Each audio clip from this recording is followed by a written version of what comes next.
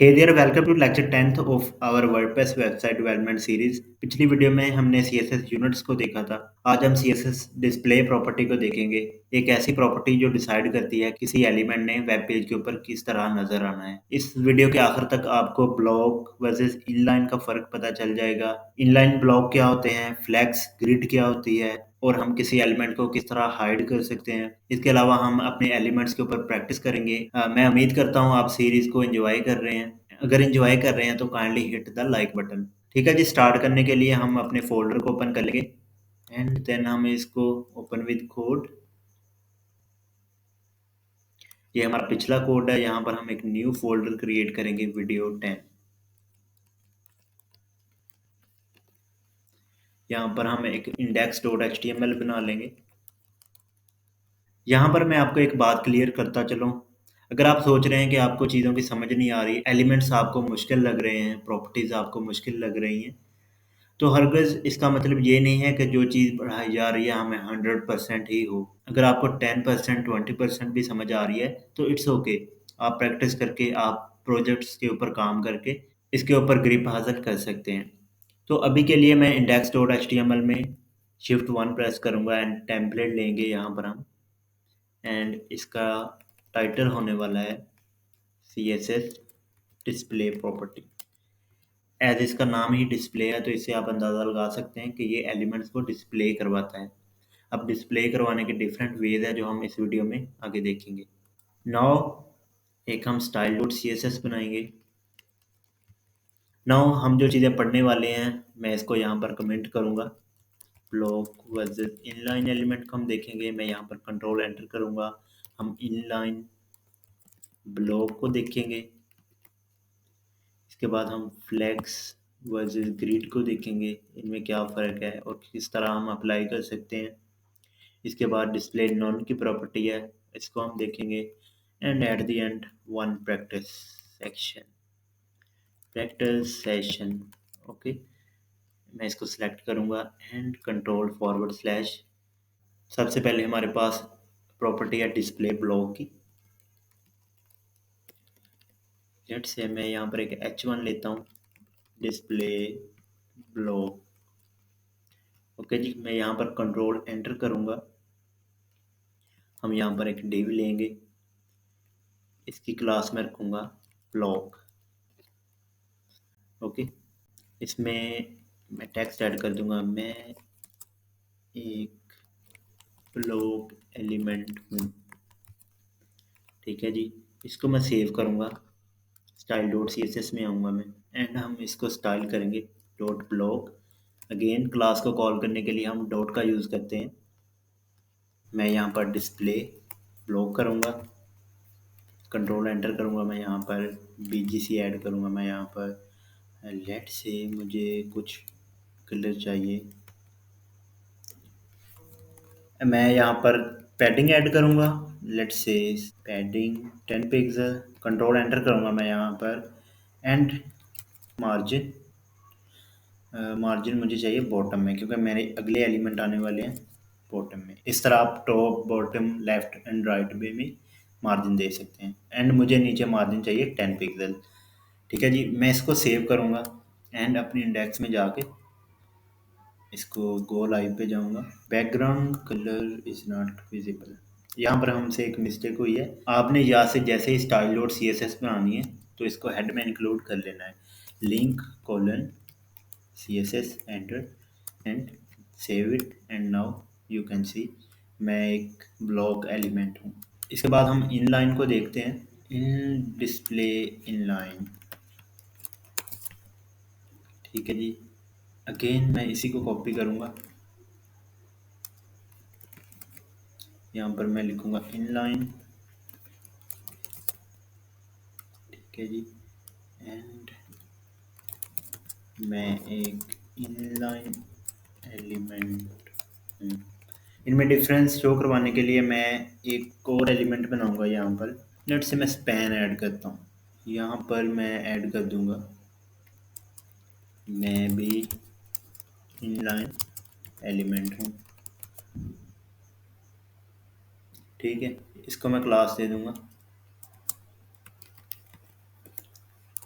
inline 1, ठीक है। 1 2 देना is not a good way, but for now I will go with inline 1। And style में जाके inline 1 को मैं स्टाइल करूँगा। लेट्स से डिस्प्ले मुझे चाहिए inline, कंट्रोल एंटर करूँगा मैं यहाँ पर। बीजीसी चाहिए मुझे, सॉरी बीजीसी चाहिए मुझे, लेट्स से रेड चाहिए मुझे, कंट्रोल एंटर करूँगा मैं यहाँ पर। एंड मुझे यहाँ पर पैडिंग चाहिए, पैडिंग लेट्स से मैं यहाँ पर 5 पिक्सल की छोटी सी पैडिंग ऐड कर रहा हूँ। अब हम अपनी वेबसाइट में जाते हैं तो यहाँ पर मैं एक इनलाइन एलिमेंट, ठीक है, अभी तक इसमें कोई डिफरेंस नहीं है, सारे के सारे सेम है। अगर हम यहाँ पर एक पैराग्राफ ऐड करते हैं एंड मैं यहाँ पर लिखता हूँ हेलो अकेडमी, एंड मैं इस पेन को यहाँ पर रख दूँगा। अब मैं इसको सेव करूँगा एंड हम देखते हैं कि किस तरह का रिजल्ट ये दिखाता है। ये देखें, ये एक ही लाइन में आ रहा है, मैं एक इनलाइन एलिमेंट हूँ। हेलो फॉर्मेर अकेडमी, मैं एक इनलाइन एलिमेंट हूँ, ठीक है जी। इनलाइन का मतलब होता है एलिमेंट्स एक ही लाइन में आ रहे होते हैं, एंड ब्लॉक का मतलब होता है अगर हम इसके बाद कुछ ऐड करते हैं तो वो इस लाइन के आगे ऐड होगा। जिस तरह हमने इस एलिमेंट के बाद ये वाला एलिमेंट ऐड किया है H1, तो वो नेक्स्ट लाइन पे आया हुआ है, ठीक है जी। आई होप आपको इनलाइन एंड ब्लॉक एलिमेंट की समझ आ गई होगी। अगेन जो ब्लॉक एलिमेंट होता है वो पूरी की पूरी विड्थ ले लेता है, जिस तरह इस एलिमेंट ने यहाँ तक कंटेंट था तो पूरी की पूरी विड्थ ले ली है। एंड जो इनलाइन एलिमेंट होता है वो उससे आगे अगला एलिमेंट शुरू करता है। इसके बाद हमारे पास अगली प्रॉपर्टी है डिस्प्ले इनलाइन ब्लॉक। अगेन मैं एक H1 लूँगा, डिस्प्ले इनलाइन ब्लॉक, ठीक है। एंड इसके बाद मैं एक डिव लूँगा, डिव में मैं ऐड करूँगा इनलाइन ब्लॉक 1। इसके बाद मैं एक और डिव लूँगा, यहाँ पर मैं इसको 2 कर दूँगा। अब बाय डिफ़ॉल्ट हम अपनी वेबसाइट में देखते हैं तो इस एलिमेंट ने पूरी की पूरी विड्थ ले ली है, यहाँ तक पूरी की पूरी विड्थ ले ली है। एंड अगर मैं इसको बैकग्राउंड कलर देता हूँ तो आपको ज़्यादा समझ आएगी। Sorry, style BGC, let's say मैं ब्लू ऐड कर रहा हूँ, मैं इसको सेव करूँगा तो ये देखें इसने पूरी की पूरी विड्थ ले ली है इस एलिमेंट ने, एंड उसके बाद अगला एलिमेंट शुरू हुआ है, तो ये ब्लॉक एलिमेंट है। मैं यहाँ से स्टाइल को रिमूव करूँगा एंड हम अपनी एक्सटर्नल फाइल में स्टाइल करेंगे। यहाँ पर मैं क्लास ऐड करूँगा इनलाइन ब्लॉक 1, ओके। इसी को मैं कॉपी करूँगा एंड यहाँ पर हम अपनी अगली डिव में देंगे इनलाइन ब्लॉक 2, ओके। मैं इसको सेव करूँगा, अपनी स्टाइल डॉट CSS में आऊँगा, inline block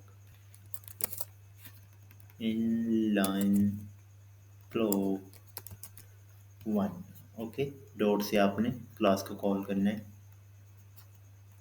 dot inline block 1 and curly brackets के साथ आपने इसको स्टाइल करना है। मैं इनको इनलाइन में शो करवाना चाहता हूँ तो मैं दोनों क्लासेस को सेम नाम दूंगा। यहाँ पर मैं इनको इनलाइन ब्लॉक कर दूंगा, यहाँ पर मैं दोनों एलिमेंट्स की स्टाइल एक ही क्लास के थ्रू करूँगा। लेट्स से मैं डिस्प्ले कर देता हूँ inline block, okay. Control enter करूँगा मैं, यहाँ पर मैं इनको विड्थ दूंगा, लेट्स से मैं 120 पिक्सल इनको विड्थ दे रहा हूँ। कंट्रोल एंटर करूँगा मैं, यहाँ पर हाइट दे रहा हूँ मैं 50 पिक्सल। BGC ऐड कर रहा हूँ मैं यहाँ पर, let's say sky blue, okay. Control enter करूँगा मैं, यहाँ पर हम मार्जिन ऐड करेंगे, लेट्स से छोटी सी मार्जिन ऐड करते हैं। कंट्रोल एंटर, टेक्स्ट अलाइन करेंगे हम इसको centre, control enter and line height हम ऐड कर देंगे 50 पिक्सल, ओके।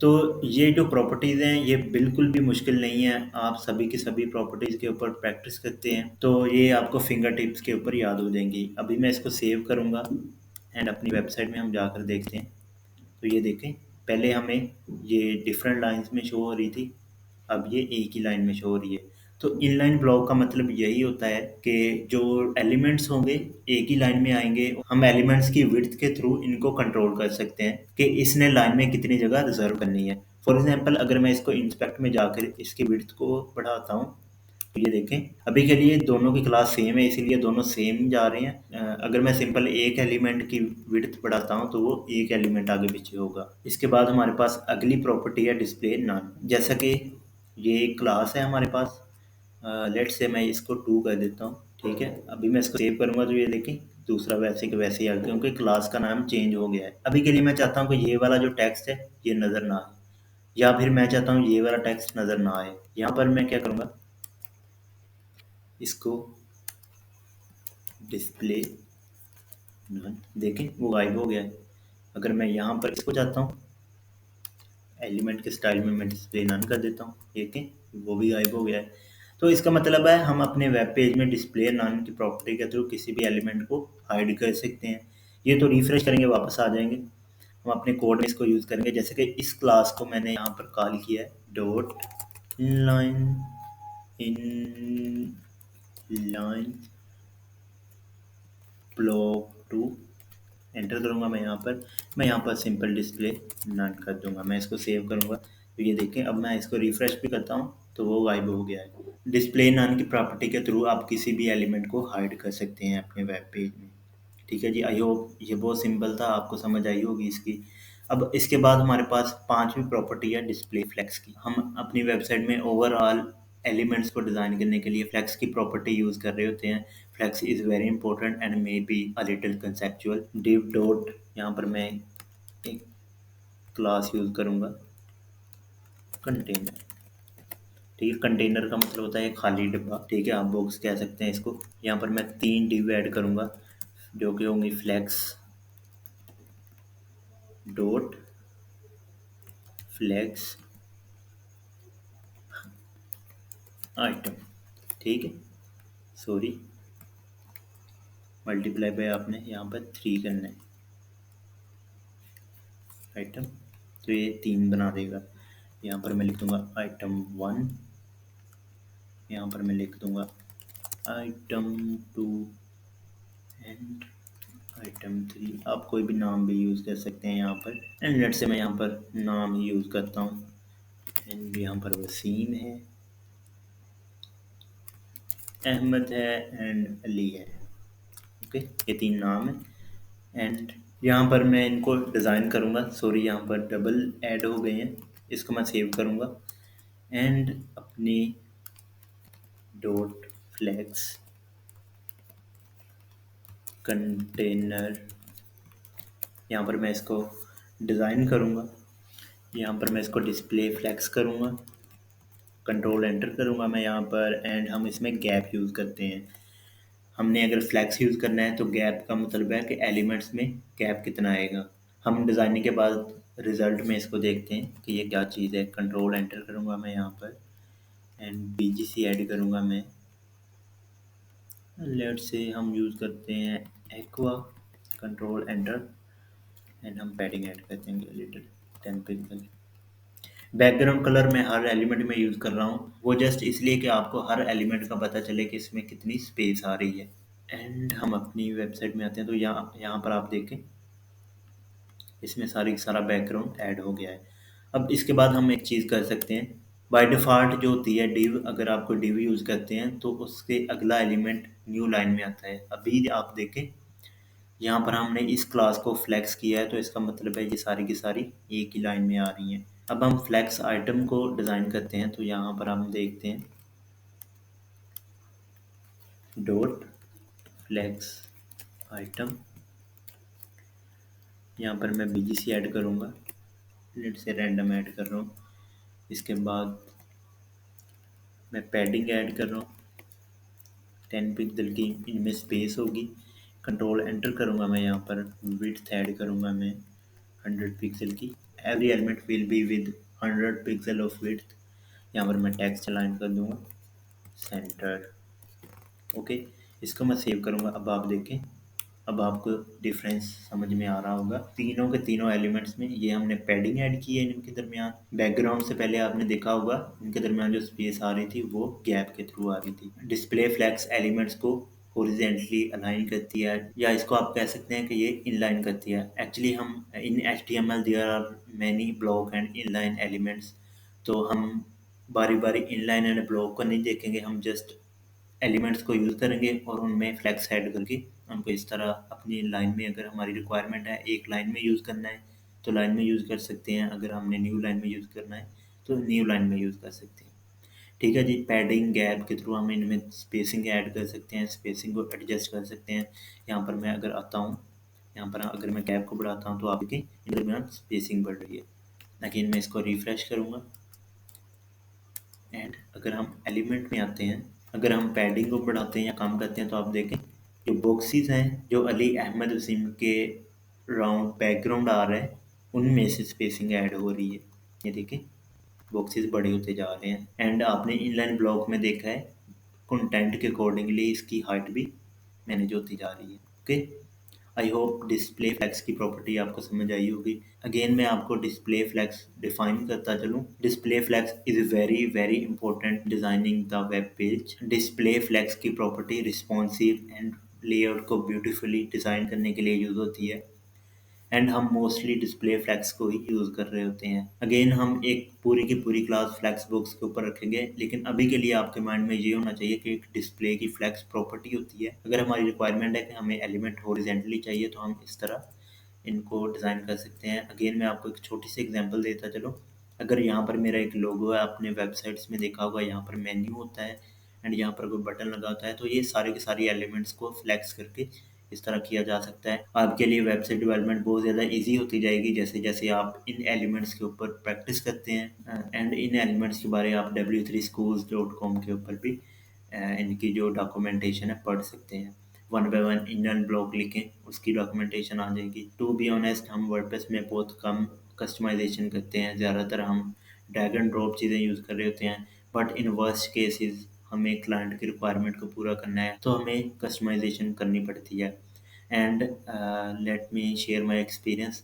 मैं एक जगह काम करता था जहाँ पर वो सारा सारा काम करते ही कस्टमाइजेशन के ऊपर। तो इस तरह के केसेस को हैंडल करने के लिए आपको HTML एंड CSS का आना बहुत ज़रूरी है। मैंने पूरे के पूरे यूट्यूब के ऊपर किसी ने भी वर्डप्रेस के पर्सपेक्टिव HTML एंड CSS को नहीं पढ़ाया। तो ये एक कंप्लीट वर्डप्रेस की सीरीज होने वाली है। अब इसके बाद हमारे पास डिस्प्ले ग्रिड की प्रॉपर्टी है।